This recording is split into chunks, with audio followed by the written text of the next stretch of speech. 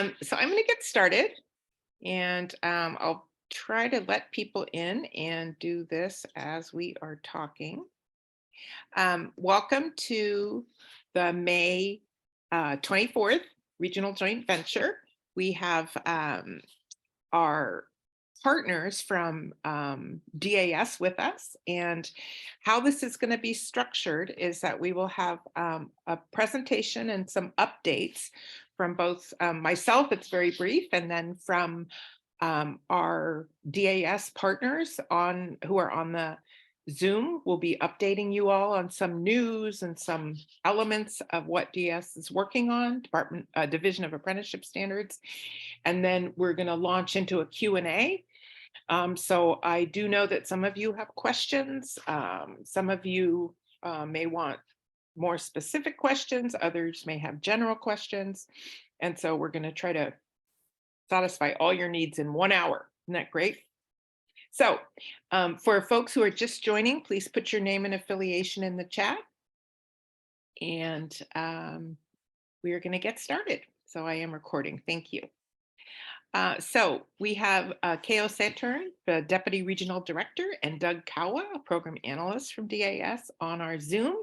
And we're going to cover some quick announcements and then launch into their presentation. So as I said, introduce yourself in the chat and share your affiliation. And also if you have any information on your particular interest in apprenticeship, are you currently operating an apprenticeship? Are you starting one? Or are you here for future information? So, or just to understand it better. So I know we've got folks in our regional technical assistance group from all over, both operating apprenticeships and kind of thinking about it. So just share that in your chat. And when we have our questions, we're going to first try to do via chat. So save up some of your questions, and then if it works out, we can just do some call out questions with our Zoom. Depends how many people join. We had about 35 people respond, which might be too many people for a general conversation, but I'll try to moderate that. So here are some updates, just very quick. Most of you on this call probably know, but we had quite a few recipients of the latest CAI, California Apprenticeship Initiative grant. I just put names out here. I know some of you represent these colleges and entities, so congratulations. And this is just a quick summary of who in our region, the San Francisco Bay region, was funded in the last round. And so we are quite busy here, both with community college programs starting, and then some high school, county office of ed partnership programs. So this is our summary. And everyone will get a link to the PowerPoint. It's all on the website for this regional joint venture, the BACCC site. So just in terms of news, our next CAI grant is due to be released July, August 2023. We have IACA Apprenticeship Innovation Funds are currently in review. And oh, I did have some other announcements. So this might be an older version of the PowerPoint. Let me see. Yes, I think it might be. Let me just move on. Yep. Older version. So while I get to the newer version, I'm going to introduce Ko Saetern. And Ko, I will put your slides up in 1 second. I have the older version up. And first of all, please introduce yourself and what your role is. And your summary slides include these areas: future directions for DAS, growth of IACA apprenticeships, as well as some other things. So let me get your new slide deck and you can start. So welcome, Ko. Yes, thank you all for joining us. My name is Ko Saetern. Working for Division of Apprenticeship Standards, I am the Deputy Regional Director of Strategic Apprenticeship. So I oversee majority of our Southern California staff, including Duggar Co, who is a part of this conversation. I just wanted to correct a slide while Kathleen is moving around. On the previous slide, the AFI funding, yes, we are in our review stage, but it is not being provided by IACA. It's provided by the division of apprenticeship standards. So just a little correction there while she's finding our new slides.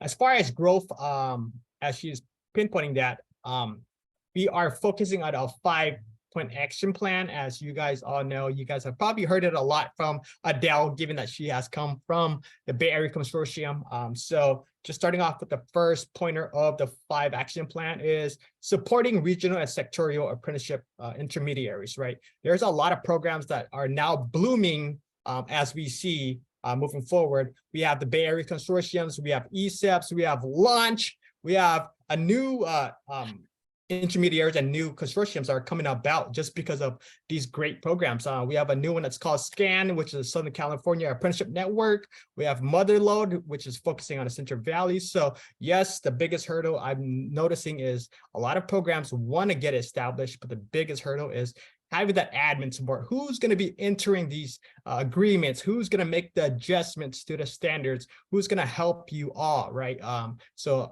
Creating these regional consortiums and big, larger groups really attracts other smaller entities that cannot have that admin support, that cannot support programs and moving forward and being sustainable, right? So having big programs like ECEP, like Randy Wolf's program, which has multiple streams of funding. South Bay Web is also one who has received a lot of grants. So meeting deliverables, definitely reach out to these big consortiums if you guys are having hurdles or any issues in creating or joining a regional or sectorial program. The next point I wanted to point out, our 5 action plan is expanding in new and innovative programs, right? As our new directives, we are focusing on new and innovative sectors such as ECE, teacher apprenticeship, healthcare, IT, underrepresented communities, present to employment. So if you name it, we are now trying to push as many through, including advanced manufacturing, anything beyond the normal building trades. There are your Moving on. slides. Yes, thank you. And again, this slide is available to you guys. Every link that every information that I'm talking about, there's more detail in the links provided within this PowerPoint. So if you guys are interested in just digging through the details and having additional questions afterward, please let us know. There's links to all of this. I wanted to go back to the previous slide. Yes, thank you. Growing and expanding traditional constructions, right? One thing that Margaret constantly pushes with our YACA programs is women in construction. We probably have about 7 to 8% women in construction, so we want to expand that area. There was a great grant called Erica grant that came out that also supports this sector, early childcare, as part of the big hurdle of getting back to the workforces. Was a lot of daycares were closed, right, during COVID. So we are trying to move back to that, getting women in construction, and also part of that grant was to aid the early childcare and open childcare services to everyone again. So great support there. The next big thing is we've been focusing on trying to lower the age of apprentices, right? The average age is between 28 to 31 right now. We haven't really identified an actual age, but there's that group. All of our apprentices are an average age of 28 to 31. We are focusing on youth apprenticeships in school and out of school, right? The age is focusing between 16 to 24. So those are our target age range for this youth apprenticeship. So if you guys are creating any, to keep in mind that outside of school youth also matters, because those are individuals who may have not gone through a proper education, gone through a high school and received the diploma, and now is going through adult school and so on, right? So definitely focusing on that group as well, and expanding on part of state and local public sector. So the biggest thing that we have going on is teacher apprenticeship. So there was a challenge that's coming about. So please, if you guys have any public sectors of interest or creating programs in those areas, please reach out to us. We will aid you guys in those inquiries as well. So these are the new directives that we are pushing out. Next slide. Yes. A part of our new directive is breaking apprenticeships down to drawing a fine line to building and trades and the firefighters based off of historical data. All the existing programs that we have are the committees. A part of that is California Apprenticeship Council, they focus on overseeing traditional programs like building and trades and firefighters. CAL FIRE is one big one that they have under their belt. So very strong program there. On the new and innovative side, we have the IACA program. So Interagency Advisory Committee on Apprenticeship. That's what ECE is about. That's what it falls under. We are focusing on a non-traditional programs, right? Focusing on intermediaries, IT, healthcare, and so on. A lot of things that I've just previously listed. So we are divided down the line. Any program that is being new and developing has to go through a 30-day process. That's where it's up in our public website for a 30-day posting where CAC may make a comment if there is possible crossover as far as work processes. No issues with the ECE sector. So we'll have that check mark. So good to go there. But we are focusing on other industries as well for IACA. Next slide, please. Growth in IACA programs. Yes, this is just a framework, but I highly encourage everyone in this meeting to attend to our public website, go into our dashboard and poke around, see what's happening in your area, the growth in your area, breaking it down by the industries. Yes, not all of our programs are properly categorized accurately. Some of our ECEs are categorized in civil service, some of them are not. So definitely some areas that we need to fix and then fine tune, but definitely encourage you all to dive into our state website. And again, the links are provided to you guys all to poke around and find out what's going on these industries. Is there any big information that we're missing, right? We are collecting a lot of new demographic information that is not displayed here. So we look forward to an update on our public website as well. This is actively being updated every 24 hours. So any changes that is happening, it is currently happening. This screenshot was actually from last night. So we have a total of 92,000 plus active apprentices currently, 5,000 newly registered, approximately 2,500 who have previously completed, and a total of about 1,700 that have been canceled based off of specific reasonings. Next slide, please.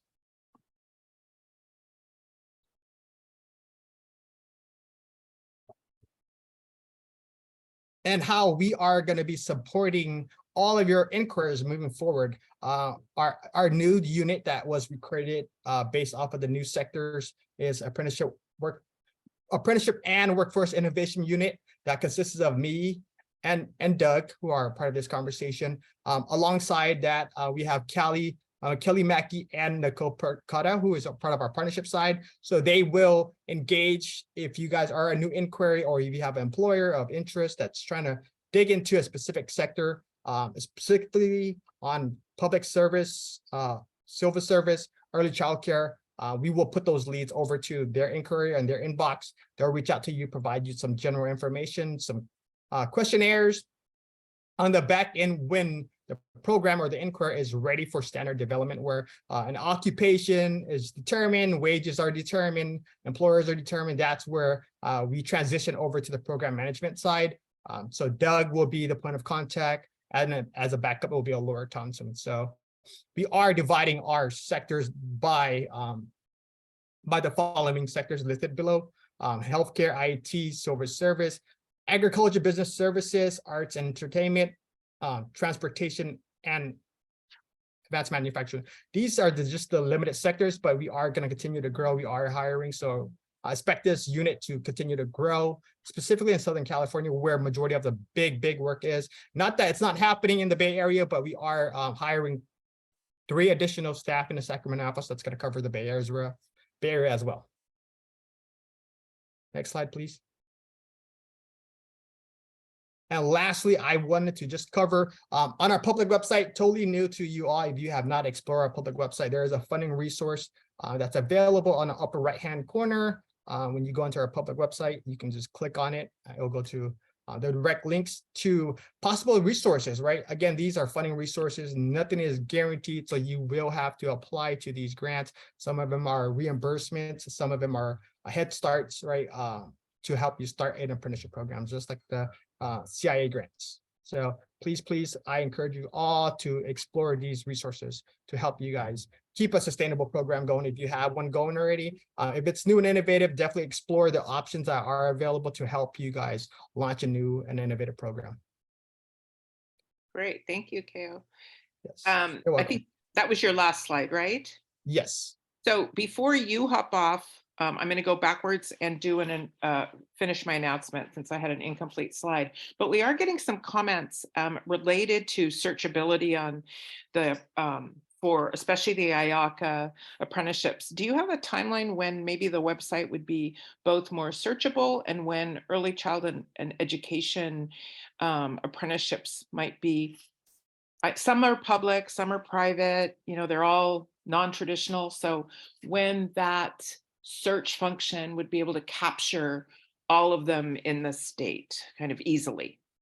So unfortunately, I know that our website is a little bit slow to update. So not every search is going to result in a direct finding of an apprenticeship program that you're trying to find, right?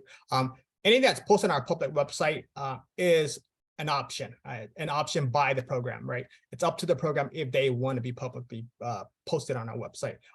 Private sectors, certain other programs that want to keep everything a secret, where they're focusing on their current workforce and upward mobility there, those programs do not want to be posted on the website. Versus programs that are lacking apprentices, those programs will love to be posted on the website. So it varies per program. So if you are having trouble trying to find your specific program because it's not being posted there, please reach out to us and we will make that change or update the program so it's publicly posted. And again, yes, it's optional per program. Oh, I didn't know that. So some folks prefer to not be on there. I guess the tension between public early childhood and education programs and private mean that they need to be kind of classified in both areas, right? Yes, yes. And again, it really comes down to the program and their focus. Everyone has a different need and a demand, so definitely varies across the board. Okay. Okay, thank you. Thank you so much. I do just want to announce that the next round of CAI funding should be out we've heard July and August for this year. So for those of you who are joining, who are interested in either a new apprenticeship or an additional one, we did hear about a summer release. Sean McCobb at the State Chancellor's Office is the contact. Many of you have his email. I will add it to this PowerPoint before I post it. So, if you have questions specifically for Kao, please stay on because he'll be part of our question and answer session. So can we move directly to Doug? I'd like to introduce Doug, and he also has some slides, and he's going to talk to you a bit about the process and what his role is and how to access him as your program analyst. So Doug, I'll start. Yeah, hi, thanks Kathleen. Doug Co, I'm program consultant. I work with the majority of ECE programs that are registered with the state. Definitely excited to be here, excited about all the interest that's going on in apprenticeship, especially in the ECE space. We are seeing more growth in ECE than pretty much any other sector right now in IACA. And so we're seeing that tremendous level of interest and growth, and we're excited about it and happy to help. So yeah, basically what I wanted to talk to you a little bit about today was kind of the dynamics of an apprenticeship program and how we at DAS are kind of here to help you establish that and manage it. So kind of first starting off is just getting a full grasp of kind of the different understandings of roles in apprenticeship. And this kind of breaks down who can be a program sponsor. Program sponsor, we're typically looking at the people that are going to be in charge of administering the program. This does not always have to be the person who composes the standards. It can have union involvement. So we have mixes there, but we have lots of different types. And so starting with intermediaries, and this is going to be a group that will help launch the program, manage it. And ECEPS is the best example of why we're growing so much in this industry, is because of the success we're seeing in ECEPS, and they're really carrying the weight there. And they've helped a lot of programs get up and running and continue to be successful. So we're real excited, and they're kind of our model program, especially for intermediaries, not just in ECE, but in all of IACA. We also have Launch down here in Southern California that has served kind of the Inland Empire area. Then we have LEAs. We see this probably a little more commonly, and just sorry to back up, LEAs is a local education agency. So this is typically going to be your community college, especially in ECE, because we're talking college credit courses. These are going to be those community colleges that work as the program sponsor. We see this a little bit more in ECE than we do in a lot of the other industries. Part of that is because they have their own early childhood education divisions, child development divisions, as well as the ability sometimes to serve as the employer with their own child development centers on campus.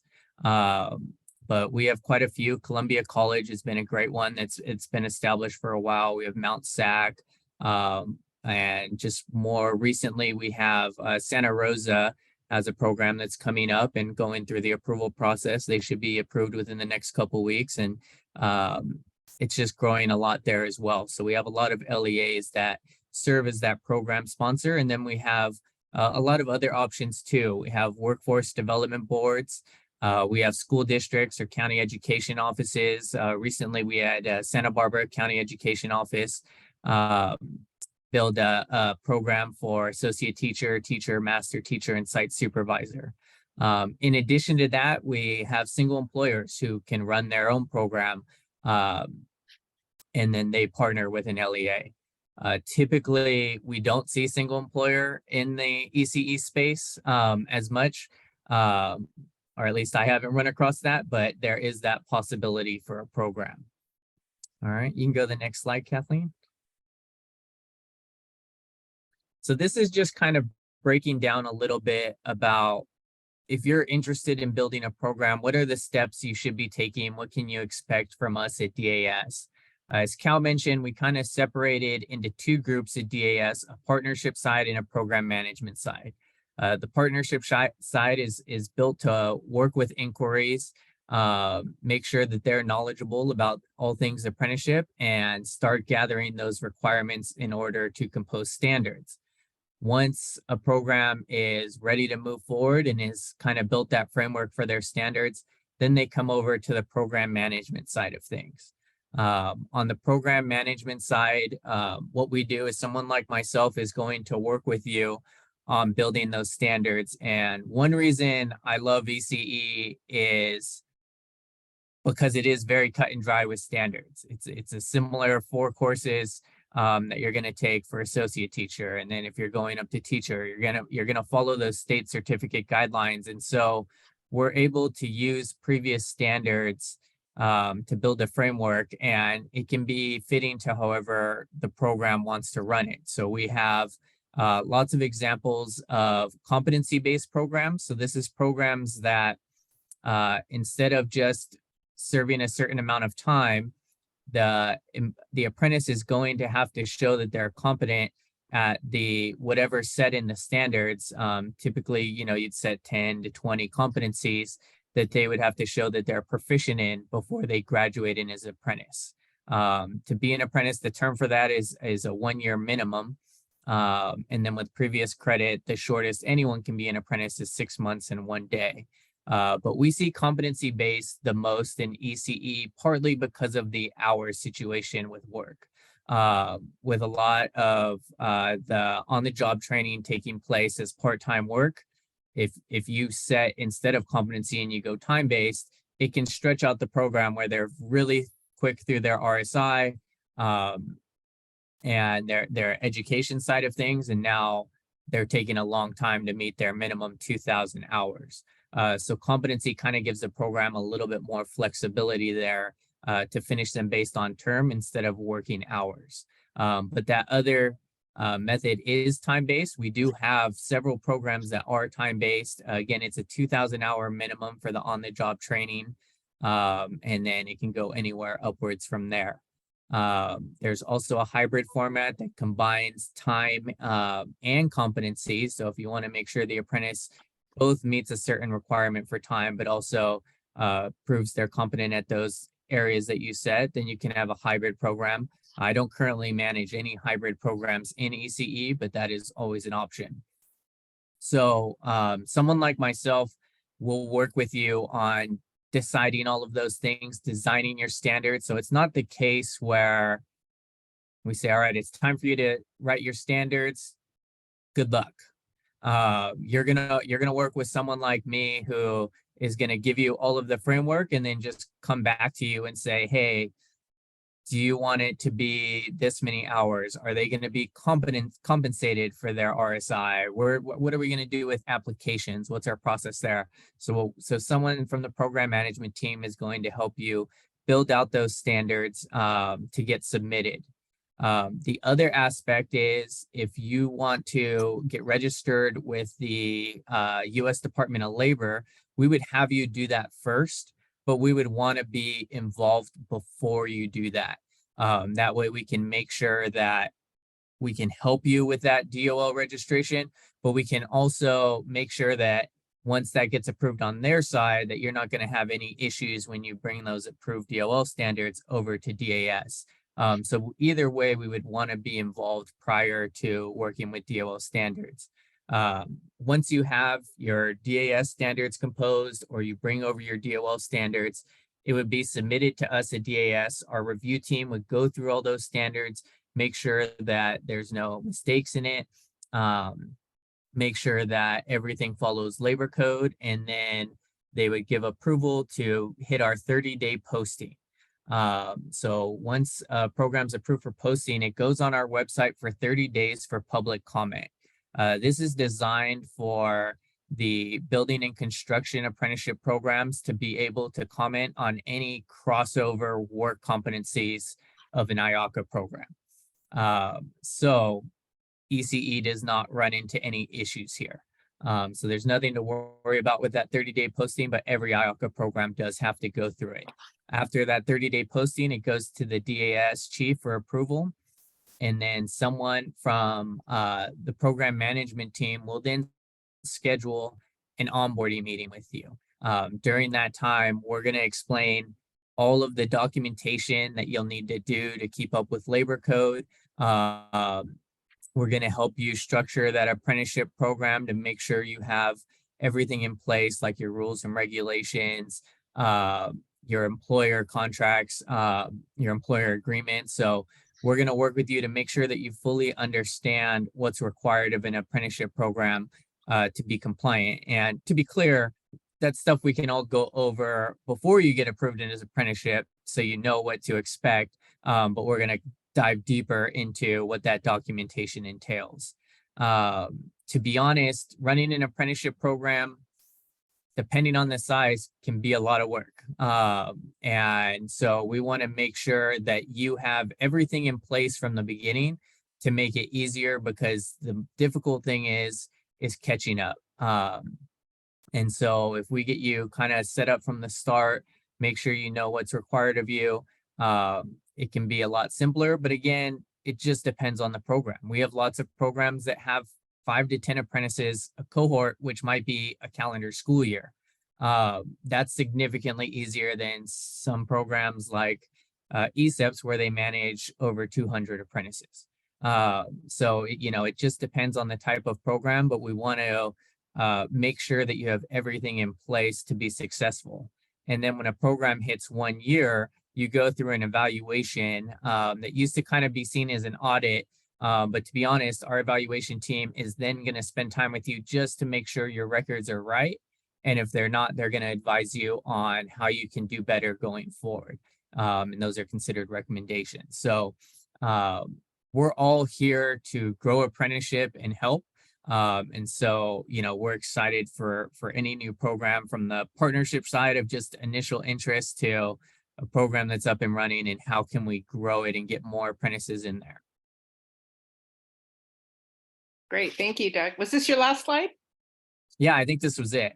Okay, so we're going to launch into, I'll just leave this up for a bit. We're going to launch into some questions and answers. And I do have in the chat, I have some general questions, and I'm trying to summarize a few.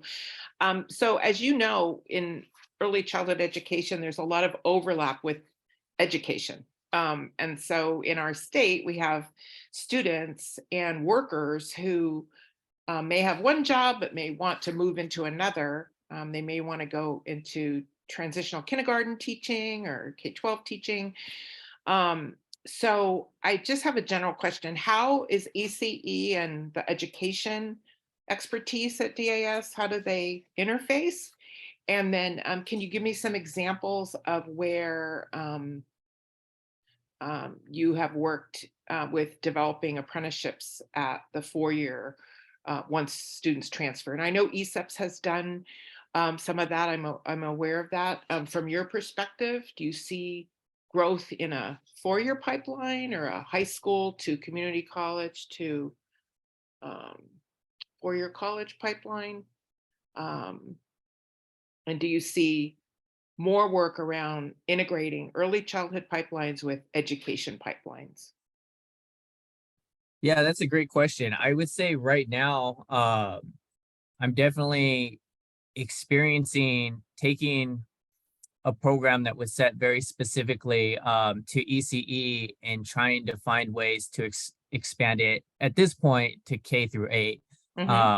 And for those situations, we're working on revising the standards so that we don't necessarily have to build a new occupation. We just have to broaden things to be able to fit in the standards and give more options in their RSI, their education course outline. So instead of saying you have to take these set classes, it might say, depending on this track, if you decide you want to go more the K-8 route, now you can take these sets of classes, and keeping the work competencies that they have to go through be similar enough to where we don't have to override everything, while still expanding how many people we can fit under that roof. At the same time, you're going to run into the case where, maybe we have a ECE associate teacher program, but we want to get more into a paraeducator space. Right. In those situations, like we take your current standards and we write a new occupation to add on to that existing program. Right. To add on an occupation is the same as submitting standards for approval. So it's building everything from start. And we're kind of in that early phase of everyone is getting things up and running. And now they're finding all these different areas in which, oh, wait, but I have one student that really wants to go here and we want to keep them in the program, but they want to go here. And so now we're really starting to delve into those options of, well, how can we accommodate more? How can we create more pathways? And so, to be honest, Kathleen, I think we'll have a lot better answers for you 6 months down the line as we continue to explore and implement those different pathways. But the easiest way right away is building a new occupation. It does take time and it's work, but you can always add the occupation. We can't transfer an apprentice technically from one occupation to another, but we can remove them, put them into another, and then apply credit for what they've already done. And so they're not losing out on the work that they've done, but there's not a clean transfer between one apprentice occupation and another. Right. Great. Thank you. I see Randy's got her hand up. I just want to comment that we have a collaborative in the Bay region that was funded this last cycle that will be developing teacher aid paraprofessional competencies for their specific location. And I know a number of colleges are looking at the after school workforce. I know ECEPS has a program evolving with, I believe it's going to be DOL registered first. Randy can clarify, but many of us have been working with Partnership for Children for a while and are looking at moving those after school workforce members as teacher aide / paraprofessional, because there's no job code for that, into kind of the teaching pipeline. So we just have lots of students who want jobs, but their end goal career may be different than the job that they have, or may be in the same workplace, but with more responsibility. So lots of movement, lots of intersection. And yes, you're right. I hope in 6 months we do have a little more clarity and some more model programs that have come up. Randy, do you have a comment? And then we're going to go to questions. Yeah, I just wanted to say that, first of all, so our expanded learning apprenticeship launched in March. It's registered with the DOL. It's actually in the process of being officially registered with the DAS. And the thing about, for folks to know, the thing about standards is that once somebody has established a set of standards, you don't need to start from scratch. I consider it to be public domain. Anybody who wants a copy of our standards for the expanded learning program, you can adapt it. You don't have to use it our way, but you don't have to start from scratch. You take our standards and you go, wait, we want to cross this T and dot that I instead. And it saves a lot of work and a lot of effort. Right. That's number one. And number two, we're working specifically with, so that's with Girls Inc. is the main employer on that one. Yeah. Berkeley City College is the college, is the RSI provider. With OUSD, where we're working on a youth apprenticeship, we are also going to be registering within the next 6 months the paraprofessional apprenticeship, which will use the same ONET code and the same RAPIDS code as the expanded learning program, because it's legitimate to do so. And both of those programs will position folks to then transfer into an ECE or multiple subjects credential. It's going to be 2-3 years from now, because these folks are going to take 2-3 years to get to that point. But I think that Doug's right. In 6 months, we'll have a little bit of a better picture. But in a year, or even a little bit more than that, our intention is to make these transitions seamless, which they're not necessarily in any industry. But in ECE, we've proven we can do that. And to basically have yet another level of the stackable apprenticeships, it will mean partnering with school districts and with and engaging with the teacher unions and all that stuff. So it's complicated, and it's just complicated, and it's going to be time consuming to get there. But that's my thought, Kathleen, that if we want to preserve the diversity that is the hallmark and strength of the ECE workforce, we have to figure out pathways that let folks start where they can start and then get to the full credentialed status for those that want that option. Thanks. Thank you, Randy.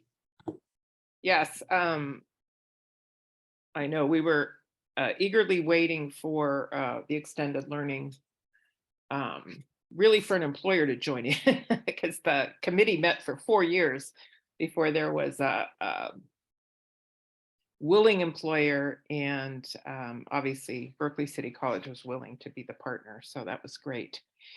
And there, that's probably the one job sector where we have probably the greatest need for employees right now, with the state funding and with so many young people needing after-school care, extended learning care. So thank you, Randy. It's good to know that obviously standards are shareable, but I think that does go back to us being able to find them and know what we're sharing. So having a bit more search capability and a bit more transparency around who has what standards would be. Or in our case, just reach out to me directly and you can avoid some of the bureaucratic rigmarole, with all due respect to Doug and Cal. Yeah, we have those. But I just think for folks that are looking at it and just at the first launch, it'd be great to just have some standards more available to view. We had a question about working with unions and apprenticeships in public schools, especially as we move to education pathways. And Doug, Kawa, anyone on the call, have you had more experience in working with unions, specifically, I would say our CTA, around apprenticeship, and what has been the response, or is this also pretty new territory? As far as teacher apprenticeship, I'll go ahead and speak.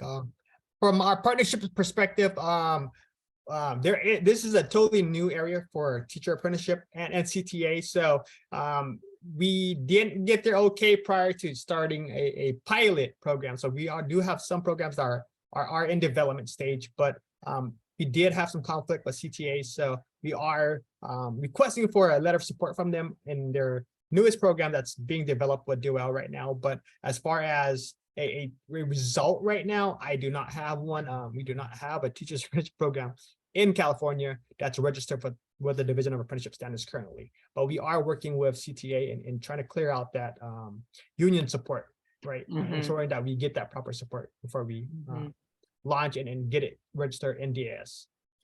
Yeah, and one of the issues, I see Adora has her hand raised. She's from county office in Santa Clara County. One of the issues is that represented workforce is indeed represented by many different unions. So what one union may agree to locally, another union may not or may have concerns. And CTA is kind of the umbrella, but each individual negotiating body, you know, it's just like working school district to school district. So Adora, did you have additions to your questions?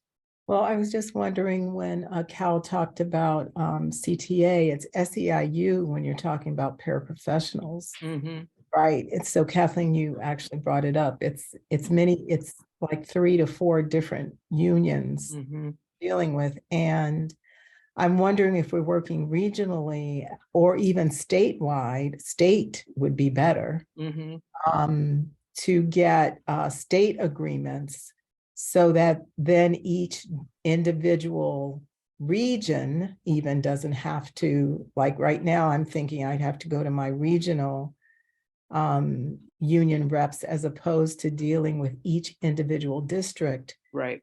Would be a nightmare. So I'll turn your question into a comment for DAS. Because of all the different segments of representation, both paraprofessional and teacher aides, extended care staff, sometimes early childhood staff have different unions involved within a public entity.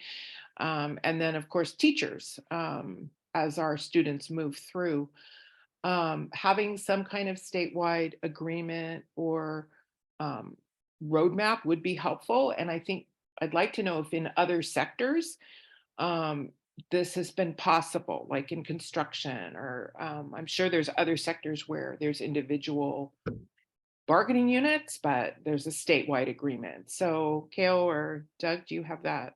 Kao, maybe, do you have that? Yes. Okay. As far as sector-wise in our IT sectors, we do have unions that are standing up for the IT sector, where they're commenting where, hey, you guys are not paying livable wages. So that they're giving a big push right now. So unions are stopping programs from moving forward because when you have a union involved, they are there to secure a livable wage. As we see, a lot of our new and innovative programs are paying near minimum wage. So you really, really want a sustainable livable wage moving forward as well. So support-wise, if your unions are not a friend of apprenticeship realm, please invite them to these type of meetings or have a separate meeting with us and reach out to us so we can get to know them and inform them about apprenticeships, because a lot of them do not respond to apprenticeship inquiries. I was just in a call earlier with Bakersfield College, and they're having an SIEU problem in response to their healthcare program. So Well, I just please, want to be mindful because this is recorded. Our union sisters and brothers are supportive. It's not that they don't want to do this. So there is a way to do this collectively, because I was in the CIA for advanced manufacturing. Now I'm heading the CIA for our early EDU pathway with their sub-region. And then I am familiar with the SEIU that, so talking regionally, I think it'd be great for Adele to call the unions that oversee the SEIU and having her do a welcome and suggestion and feedback. Because Kao, to be honest, for us to always, all of us go into different directions, they're gonna keep seeing an unorganized structure. And why is it for us to support them to support us if we're an unorganized structure? So but having a special invite from Adele to get all the unions at the table and discuss with us and how to work the process. This is very like the bachelor's program with the CSUs and UCs, right? This contention of like, this is my program, this is your program. So I think it's not that they don't want to support us, but they need a better understanding and know what is their benefits to their members besides a high livable wage, right? And in a larger scale, I think Adele can do that to give them a bigger picture of the economy of scale and the ecosystem that we're trying to build for their members and new members that they will potentially get. So I think, my ask to KO is like, can we discuss with Adele on how to get a roundtable discussion with all our union members, regardless if they're just for right now for early childhood, but then within the union member, there's local 377, local 405, because there is a chapter within each membership. But in the construction trades, we actually have, I just have their flyer, the Santa Clara Construction Consortium group, where all the labor union council meet as a council, and we discuss that. So it's not that it's not impossible, it's who can get their attention to really discuss this in a viable way. But right now, us piecemealing it makes it really tough to get what we need to get going. That's my recommendation and ask. Yeah, thank you, Monty. Mhm. Yeah, I think having some kind of overall union support for these emerging apprenticeships do make sense. And at some point, we're going to have a number of represented apprentices as we work more with school districts, and especially in the EDU area, but more also in ECE as we're moving into transitional kindergarten. So we also have lots of nonprofit and private entities operating both early Charter childhood schools and all even this. private schools who Mhm. want apprentices. So, if we can make it work in our sector, it'll work anywhere, because we're probably one of the most diverse and maybe confusing sectors that exist. So that's a good point. So some kind of state leadership and some kind of agreements, I think, would be helpful. We then had questions. I know Randy's answering some of it around dual enrollment. And so a number of our new apprenticeships do include a dual enrollment element, either taking high school students and their coursework ahead of time. And can you give us maybe the DAS, you mentioned youth apprenticeship and prioritizing it, but what are you guys working on in terms of linking our youth apprenticeships with our community college apprenticeships?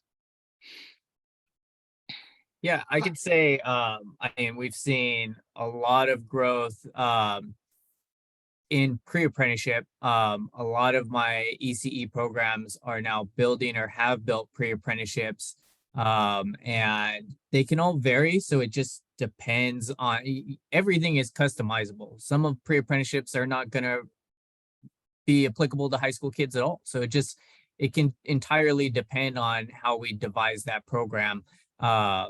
But we do have some pre-apprenticeships being built right now and that are established that are dual enrollment. So they're getting that early credit.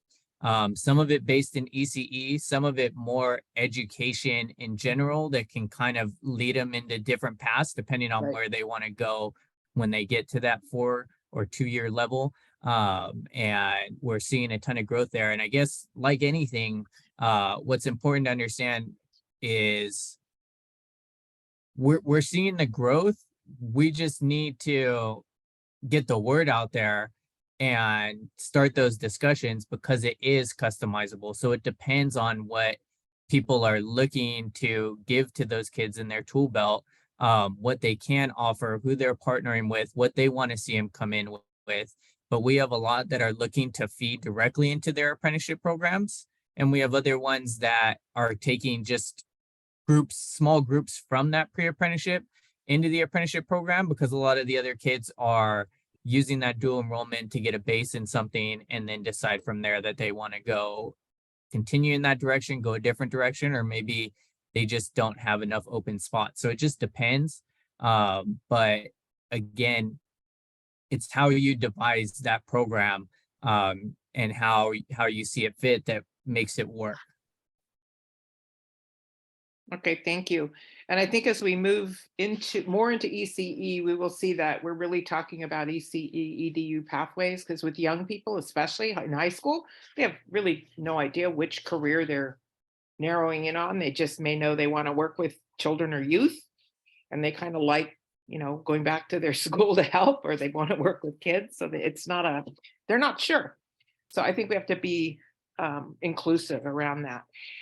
We have time for a few more questions, and I'm trying to answer things in the chat. Also, Adora, did you have one more question? Raise your hand. I did have one more question, which I Okay. actually put in the chat, but I just want to make sure that all the players are at the table that make huge difference in moving forward, and wondering about CTC and where CTC fits and how they fit in the conversation as well.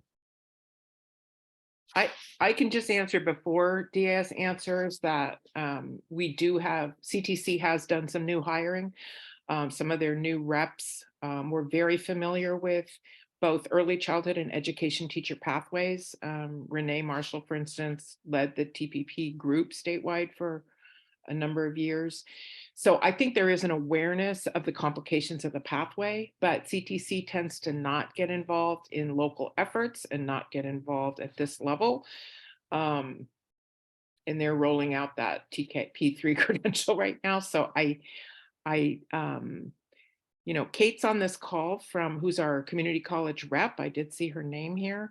I know they're aware, but I would say they're not, my opinion, and Kate, you can correct me, is that they're not going to get involved in necessarily what an apprenticeship looks like, but because that's outside their purview, but would of course be interested in and supportive of workforce development. So Kate, do you want to take that away? And Kate is our community college rep for CTC. Yeah, and I think you've said it quite well, Kathleen. The commission's job is to establish expectations and assessments for credentials. And it's very interested in what the workforce is doing and in apprenticeships. There hasn't been a formal connection. There's been some informal connections in some committee work. I think the focus right now is on the pre-to-3 credential. But at the same time, the commission also holds the child development permit. And I know that there's a plan in place to revise the child development permit that was begun before the education master plan came whooshing in. So both those things, I think, have really strong connections. I'd like to hope that both our new staffers who are trying to learn more about early childhood now. I've been working on that for a while, but it takes a while. I think will be a help. But I think you're right, Kathleen. The commission's job is not to establish things like programs like the apprenticeship, and yet wants to be supportive of them. Thank you, Kate. Do we have any other questions? I know we have some folks who are interested perhaps in funding for the next round and are in the process of launching CII grants right now. So does anyone want to raise a hand, come off while you have our two speakers available for a few more minutes? And I do want to add that the PowerPoint and the recording will be posted on our RJV website, and I just put it again in the chat. So it takes me about a week to get the recording up, but the PowerPoint will be there today. So raise your hand. Any other questions? Any other comments? Right now, the only early childhood set of standards I know that's in review, correct me if I'm wrong, Doug, but it's a Santa Rosa. One is still on the website in review. So congratulations to Santa Rosa. We hopefully will have a few more up by June. And Any other information or questions? We have a few more minutes.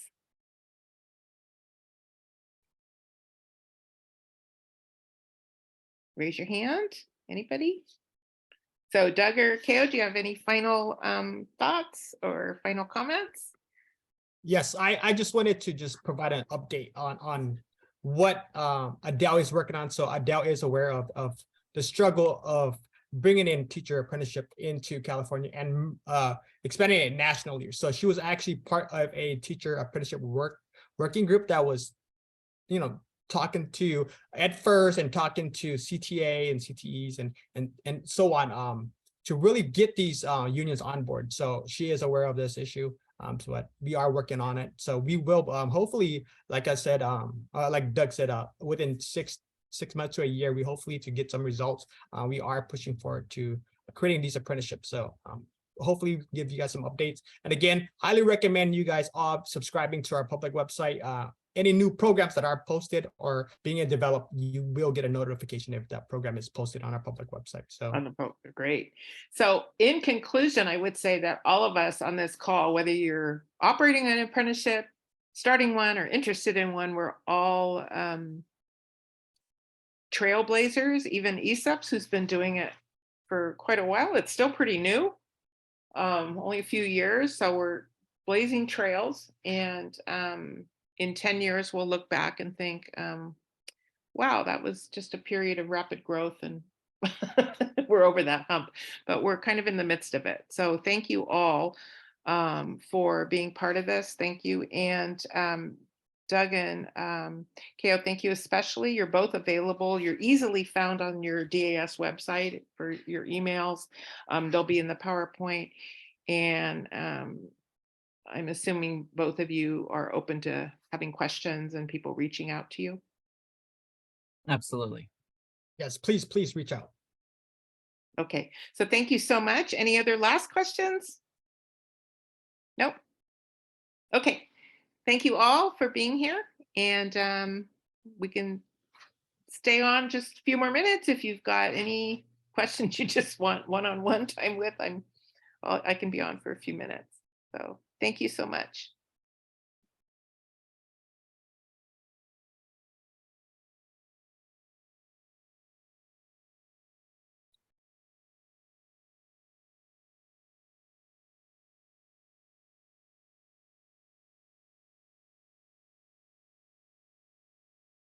Okay, that's it. Everyone? Yeah, Thanks, okay. Kathleen. Thank you Sorry, so I much just for your walked time. away. Oh, Maria, do you have a question? Oh, or- I had just walked away from my computer, but I want to circle back with you, Kathleen, about CSUs and how we can be involved, but not today. Yeah, and that is a good question. We did have CSU East Bay and San Jose State on, and I know San Francisco is going to be listening to the recording. So Kale and Doug, just so you know, there's a K-16 grant that a number of the CSUs are partnering with the community colleges, and education is a priority. It's the I'm blanking on the name, but I know Maria knows the name of the grant. But Pathway, but pathway, something. But it's a very sizable grant, and it's for I know three subregions in our Bay Area region are involved, and we'll be putting in. We're all got planning money, and we're going to put in the grant. What this grant seeks to do is provide seamless pathways from high school to community college to our CSU partners in the areas of education, which includes early childhood. So knowing that, I think kind of the junior and senior year is kind of not as popular with apprenticeship, but we may want it to be. Just for you to be aware of this effort, the planning grant's going on right now, and it would be great to be able to link apprenticeship to things like teacher residency and to, some of the financial supports available for credential programs and we're going to see some innovation. So Maria, do you want to specify what your sub-region is doing? And if you have I questions? actually have to get on to another call at 2 Okay. o'clock, but I am part of that, our local team for the K-16. So you're right. That's why I'm here. It was still like, how do these things fit together? It's like a puzzle that all the pieces are on the table, it feels like to me, and I just don't know how they all exactly fit together. And at one end, maybe it's just that at the community college level, folks do an apprentice and then they come to us for junior, senior year, just having had that apprenticeship experience and then finish on with the BA and credential.